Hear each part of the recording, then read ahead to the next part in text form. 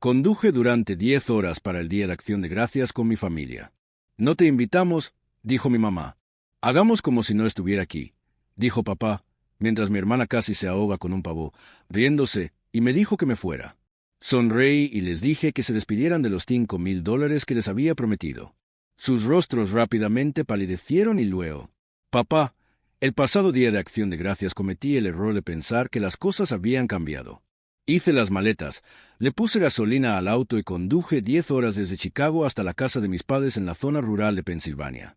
No paré excepto una vez en algún lugar de Ohio para comprar gasolina y una hamburguesa empapada. Pensé que valdría la pena. No la había visto en mucho tiempo, y aunque los últimos años habían sido extraños entre nosotros, quería creer que esta vez sería diferente. Mi hermana Emily estaba a punto de comenzar la universidad, y unas semanas antes del viaje, le dije a mi mamá por teléfono que quería ayudar. Había estado ahorrando y quería sorprenderla con $5,000 para cubrir el alquiler y los suministros para su primer semestre. Mi mamá apenas respondió a la llamada, solo dijo, «Está bien», como si le hubiera ofrecido enviarle una tarjeta de felicitación. Debería haber adoptado el tono, pero no lo hice. Eso depende de mí. Entré en el camino de entrada justo cuando se ponía el sol. La misma casa de siempre. Revestimiento blanco, pintura descascarada cerca del garaje, campanillas de viento en el porche haciendo el mismo tintineo molesto de metal contra metal que viene haciendo desde que era niño. Usé mi llave y entré. La casa olía a pavo y relleno. Se sintió normal durante medio segundo. Luego mi mamá salió de la cocina. Me miró y dijo, «No te invitamos». Ninguna sonrisa, ningún saludo, ni siquiera sorpresa. Solo esa frase plana y fría, como si fuera un vecino que pasó por allí sin avisar. Mi estómago se hundió, pero esperé de todos modos, pensando que tal vez estaba bromeando. Ella no lo era. Mi papá salió del garaje secándose las manos con un trapo. Me miró, murmuró, «Hagamos como si no estuviera aquí», y entró en la sala de estar como si yo fuera un vendedor puerta a puerta con el que no quería tratar. Me quedé allí en la puerta. Nadie dijo nada. Mi hermana pequeña, Emily, estaba sentada a la mesa del comedor, hojeando su teléfono. Finalmente levantó la vista, me vio e inmediatamente se echó a reír. Se rió tan fuerte que casi se atragantó con el bocadillo que había estado comiendo.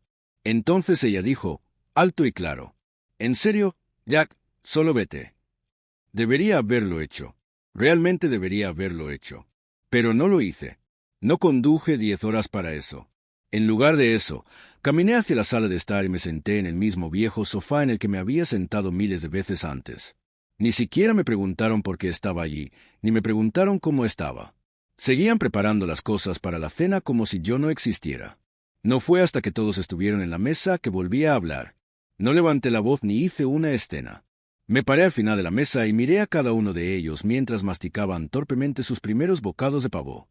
Le dije, «Está bien, ya que en realidad no estoy aquí, simplemente voy a recuperar los $5,000 que te iba a dar para el alquiler de Emily». Fue entonces cuando se hizo el silencio. Me refiero a un silencio absoluto. Se podía oír el tic-tac del viejo reloj de la cocina. Mi mamá se quedó helada. Mi papá levantó la vista lentamente. Emily dejó de masticar y sus ojos se dirigieron directamente a él, como si esperara instrucciones. Entonces comenzó la actuación. De repente, mi papá encontró su voz cálida y comprensiva, la misma voz que usó hace unos meses cuando quería pedir dinero prestado para arreglar el techo. Mi mamá parpadeó, como si acabara de recordar que yo existía. Emily se recostó, como si estuviera demasiado sorprendida para hablar. Habría sido divertido si no fuera tan patético. Lo que no sabían, lo que ninguno de ellos había descubierto todavía, era que yo no había venido para el Día de Acción de Gracias solo para dejar dinero. Recientemente había heredado la casa de mi abuelo, sí, esta casa, y aún no se lo había dicho, pero iba a hacerlo. No se lo dije de inmediato. Los dejé allí sentados durante un rato, dejando que esos $5,000 flotaran en el aire como si fuera lo único que mantenía unido al pavo. Mi papá ya estaba haciendo gimnasia mental, tratando de alejarse de todo el asunto de fingir que no está aquí, mientras mi mamá comenzaba a preguntarme si quería un plato, recordando de repente que ella había criado al segundo hijo. Emily no dijo nada. Ella seguía empujando su comida, tratando de actuar despreocupada. Pero yo me di cuenta de que estaba entrando en pánico. Sabía que no podría pagar el alquiler sin ese dinero. Prometí ayudarla si entraba. Nadie más podría. Me senté, No al final de la mesa donde probablemente esperaban que me pusiera de mal humor, sino en el antiguo asiento de mi abuelo, la cabecera de la mesa. Nadie se opuso. Simplemente se miraron como si no estuvieran seguros de lo que estaba haciendo. Fue entonces cuando lo dije. He querido decirte, la casa del abuelo. Esta casa. Él me la dejó a mí. Mi madre parpadeó, como si no me hubiera oído correctamente. A mi papá se le cayó el tenedor. Emily se quedó mirando. Realmente miré. Saqué el sobre de aspecto oficial de mi abrigo y lo puse sobre la mesa junto al puré de patatas. Era el testamento, sellado y sellado, firmado y fechado. El abuelo había muerto unos meses antes y, en el silencio de ese dolor, fui sola a la lectura. Nadie más en la familia se había molestado. Ni siquiera habían ido al funeral. Simplemente enviaron sus condolencias, como si fuera una factura. No tenían idea de que él me había dejado todo a mí. No solo la casa, sus ahorros, su coche, algunas de sus inversiones. Dijo en el testamento que yo era la única que lo cuidaba, a quien realmente le importaba. Lo ignoraste durante años. No lo hice, dije. La cara de mi papá comenzó a ponerse roja. Dijo que debió haber sido un error. Mi mamá dijo que no tenía derecho a ocultarlo. Emily simplemente murmuró, ¿qué diablos? Y fue entonces cuando llegó el primer golpe inesperado, literalmente, a la puerta. Pensé que tal vez algún vecino había traído pastel o algo así, pero no fue así. Era mi primo Brian, el que no me había hablado desde que éramos adolescentes debido a una estúpida pelea por una Xbox. Brian miró a su alrededor, notó la tensión flotando en el aire como una niebla y luego dijo, «Oye, me enteré del testamento del abuelo». La cabeza de mi papá se giró. Mi mamá se levantó. Brian entró como si fuera el dueño del lugar. Al parecer, alguien de la familia había visto el aviso judicial sobre la herencia y se había corrido la voz. Él no estaba allí para llorar. Él estaba allí para reclamar. Fue entonces cuando las cosas realmente empezaron a desmoronarse. Brian actuó como si fuera dueño de la casa en el momento en que entró. Nadie lo invitó a entrar. No llamó como alguien que visita a su familia. Simplemente irrumpió. Saludó a todos como si viviera allí. Tomó una cerveza del refrigerador y se dejó caer en el sofá junto a las mismas personas que habían ignorado al abuelo durante años. Ni siquiera preguntó por qué parecía que la habitación estaba a punto de explotar. Simplemente miró a su alrededor, sonrió y dijo, «Escuché sobre el testamento». Mi papá se quedó helado a mitad del bocado. Mi madre se estremeció. Emily le preguntó en voz baja quién se lo había dicho. Él no respondió. No tenía por qué hacerlo. Solo hizo falta que un familiar viera el expediente testamentario y comenzara a susurrar. Así es como funciona en mi familia. Alguien muere y dan vueltas como si estuvieran esperando para limpiar los huesos. Brian tomó un sorbo de su cerveza y me preguntó si sería razonable al respecto. Le pregunté, ¿qué es lo razonable para usted? Él dijo, ya sabes, no ser egoísta. El abuelo no querría que lo acapares todo. Dije, el abuelo específicamente me dejó todo a mí porque no confiaba en ninguno de ustedes. Eso lo hizo callar durante unos 3 segundos. Luego pronunció un discurso sobre cómo la familia debería tener partes iguales, como había estado planeando iniciar un negocio y que esta podría ser su oportunidad. Dijo que tal vez podríamos firmar algo esta noche, muy informal, como si estuviéramos discutiendo quién se quedaría con el último pedazo de pastel. Mi mamá intervino y dijo que Brian podría tener razón. Mi papá, que hace 5 minutos no me quería en la casa, ahora me preguntó si podíamos repasar los términos del testamento juntos como familia. Emily, que había pasado la última hora riéndose de mí fingiendo que yo no existía, de repente se inclinó hacia adelante y preguntó, «¿Realmente no me vas a dar el dinero del alquiler?» Les dije a todos lo mismo, «No». Luego me levanté y dije algo que había estado esperando decir durante años. «No estoy de visita. Vivo aquí ahora. Esta casa es mía, legal y completamente. No se puede compartir, ni verificar, ni discutir. Todos ustedes son invitados». Brian se rió, una verdadera carcajada. Él dijo, «Sí, está bien, Jack. ¿De verdad crees que puedes entrar y actuar como el rey?» Saqué mi teléfono, le apunté con la pantalla y le dije que el sheriff del condado estaba a un toque de distancia. Le pregunté si quería explicarles por qué estaba bebiendo cerveza en una casa que no era de su propiedad, a la que no estaba invitado y en la que no tenía por qué estar. Su rostro cambió al instante. Se puso de pie y dijo que estaba perdiendo el poder, que me arrepentiría de haberle dado la espalda a la sangre. Le dije que ya lo había hecho y luego abrí la puerta principal. Se fue. Mis padres estaban completamente callados ahora. Mi mamá comenzó con su voz tranquila y tratando de sonar agradable. Preguntó si tal vez podríamos sentarnos todos y hablar sobre las cosas más tarde, después de cenar. Quizás necesitaba descansar después del viaje. Quizás simplemente estaba cansado y no pensaba con claridad. Fue entonces cuando di el verdadero golpe. Tienes una semana. 7 días. Después de eso, te quiero fuera. Mi papá parecía como si le hubiera golpeado en la cara con un pavo. Mi mamá empezó a preguntar a dónde iban. Le dije que no lo sabía y que no me importaba. Emily dijo, «Echaste a tu propia familia». Le dije, «Me echaste hace años. Simplemente no lo hiciste con palabras». La habitación se vino abajo después de eso. Mi madre estaba llorando. Mi padre irrumpió en el garaje y golpeó algo. Emily me acusó de arruinarlo todo. Dijo que estaba siendo dramática. Dijo que les diría a todos los miembros de la familia lo cruel que era. Le dije que siguiera adelante. Ella no tenía idea de lo que se avecinaba, ninguno de ellos lo tenía. La casa fue solo el comienzo. No empacaron de inmediato. Esa primera noche actuaron como si estuviera mintiendo.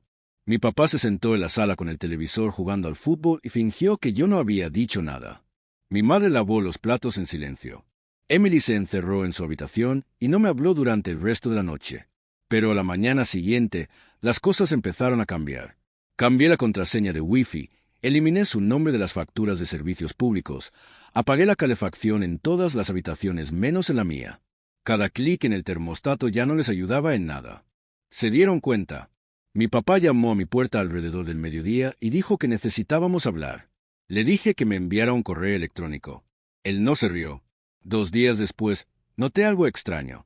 La caja fuerte del dormitorio principal, la antigua caja fuerte combinada del abuelo que había estado allí desde los años 80, estaba abierta. No lo había tocado desde que llegué. Por dentro estaba vacío. Todos los documentos, todos los sobres, todas las monedas y objetos de colección que estaban allí cuando murió el abuelo habían desaparecido. Le pregunté a mi madre sobre esto de inmediato.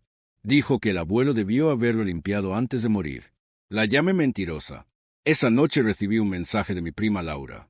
No era cercana a ninguno de nosotros y no la había visto en años, pero de repente me envió un mensaje en Facebook diciéndome que necesitaba aclarar su conciencia.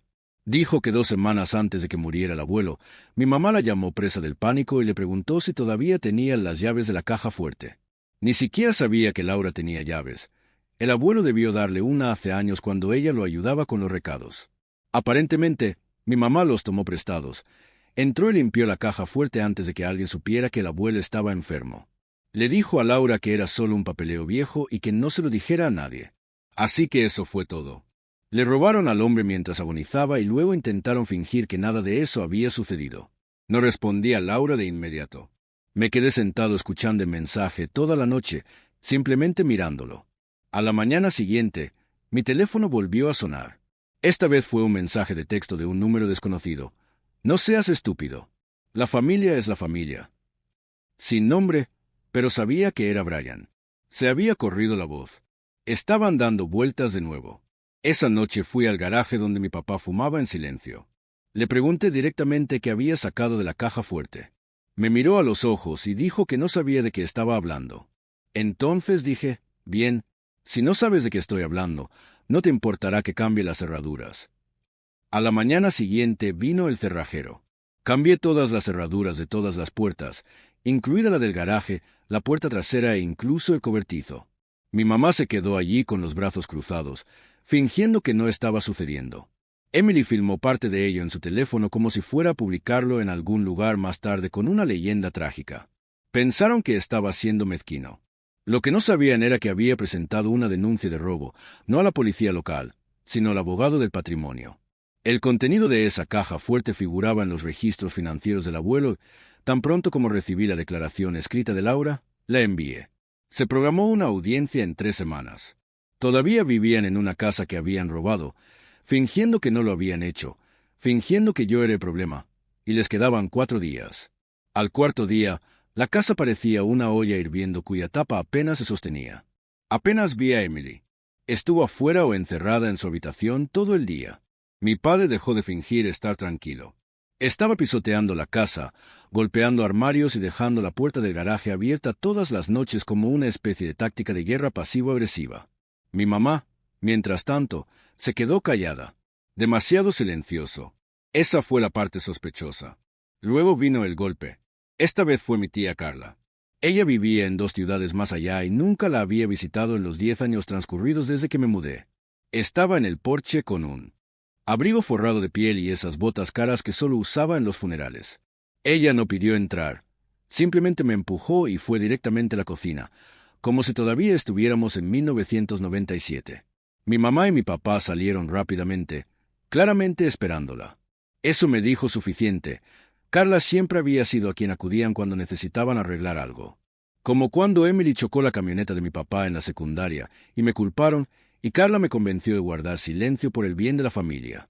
Se sentó a la mesa y dio unas palmaditas en la silla a su lado. «Doug», dijo, «creo que todos necesitamos tomar un respiro. Tienes a todos muy entusiasmados». Le pregunté por qué era culpa mía que le robaran al abuelo mientras agonizaba. Ella sonrió. «No seas dramático». Saqué el correo electrónico del abogado del patrimonio. La copia escaneada de la declaración de Laura estaba allí. Deslicé el teléfono sobre la mesa. Carla ni siquiera lo leyó. Simplemente golpeó la pantalla con sus largas uñas postizas y dijo: «A esa chica siempre le encantó la atención». Me apoyé en el mostrador y dije: «Habrá una audiencia. El tribunal preguntará qué había en esa caja fuerte». Carla no se inmutó. «Bien», dijo, «entonces tal vez todos podamos lograr un cierre». Luego pregunté algo que no había preguntado antes. «¿Dónde está el dinero?» Eso finalmente rompió la máscara. La sonrisa de Carla se torció. Mi mamá de repente se levantó y comenzó a limpiar la encimera. Mi papá miró hacia el techo como si no me hubiera escuchado. Yo dije: «¿Dónde está el dinero? Los documentos, los bonos, las medallas de guerra del abuelo. ¿Dónde están?» Carla me miró a los ojos. Se fue. Hace mucho que se fue. Le pregunté qué significaba eso. Ella dijo: «Tu madre tenía deudas. Asuntos médicos. Tu padre todavía debe impuestos atrasados. Este dinero lo salvó. Deberías estar agradecido de que no estén en la cárcel». Me reí. Entonces robarle a un moribundo los convierte ahora en héroes. Se levantó, se arregló el abrigo y dijo: «No quieres ir a la guerra con tu propia sangre, Jack. No estás preparado para ello». Abrí la puerta principal y le dije que ya veríamos. Aquella noche sucedió algo extraño. Alrededor de las 2 de la madrugada, me desperté con el sonido de un metal raspando, silencioso pero constante. Bajé las escaleras y vi que la puerta del garaje estaba abierta de nuevo. Esta vez no fue mi papá. Era Emily. Estaba rebuscando en la vieja caja de herramientas del abuelo. Ella no me vio al principio, demasiado concentrada en lo que sea que estaba tratando de abrir. Cuando lo hizo, se quedó helada. Le pregunté qué estaba buscando. Ella no dijo nada. Me acerqué. Ella dio un paso atrás. Había una pequeña caja fuerte en el suelo, parcialmente abierta. Dentro, sobres viejos con la letra del abuelo. Eran al menos 10. Le pregunté de dónde lo sacó. Ella no respondió. Cogí el de arriba. Decía: «Para ser abierto solo por Jack». Si estás leyendo esto, significa que tenía razón. Mi hermana se quedó allí parada. Tomé la caja. Al día siguiente contraté una empresa de seguridad y le di a mi familia 48 horas. No dormí el resto de la noche. Me senté en el suelo de mi dormitorio con la caja abierta, una carta en la mano, 9 más esperando. Cada uno dirigido a mí. Todo escrito a mano por el abuelo. Sellados con cinta adhesiva, como si supiera que alguien intentaría abrirlos antes que yo. La primera carta estaba fechada 1 año antes de su muerte. Escribió sobre cómo había visto el cambio en mis padres. Como en el momento en que su salud comenzó a fallar, comenzaron a preguntarle sobre el papeleo y los bienes. Dijo que hicieron promesas que nunca cumplieron. Dijo que Emily incluso le había preguntado si heredaría su coche mientras él estuviera vivo. Dijo que solo confiaba en mí. La segunda carta era una copia de una transferencia bancaria que había hecho a una cuenta privada a mi nombre, una cuenta que ni siquiera sabía que existía. ¿El saldo? Más de $80,000. La tercera carta contenía la llave de un almacén situado 2 pueblos más allá. Dentro, escribió, estaban las cosas que ya no confiaba en guardar en la casa: viejas medallas de guerra, diarios personales e incluso un testamento de respaldo en caso de que el original desapareciera misteriosamente. Había pensado en todo. Por la mañana los había leído todos. Y cada página era una confirmación de que aislar a estas personas no era solo justo. Estaba atrasado. Les di hasta el mediodía. Exactamente a las 12:01, bajé y les dije que se fueran. No más extensiones. No más discusiones. Mi mamá intentó llorar. Mi papá intentó negociar. Emily me maldijo y dijo que estaba tirando mi propia sangre. Le dije que debería haber pensado en eso antes de robarle a un moribundo. Empacaron rápidamente después de eso. Mientras sacaban sus cajas, mi padre me preguntó si estaba